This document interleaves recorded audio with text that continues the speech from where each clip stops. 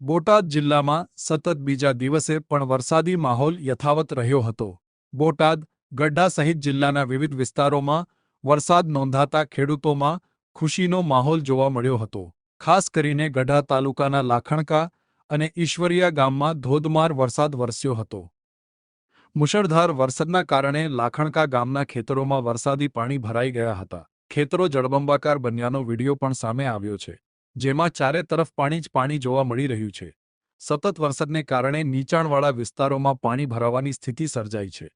જો કે વરસાદથી ખેતીને ફાયદો થવાની આશા વ્યક્ત કરવામાં આવી રહી છે, ત્યારે વધુ વરસાદને લઈને ખેડૂતો અને સ્થાનિકો હવામાન પર નજર રાખી રહ્યા છે।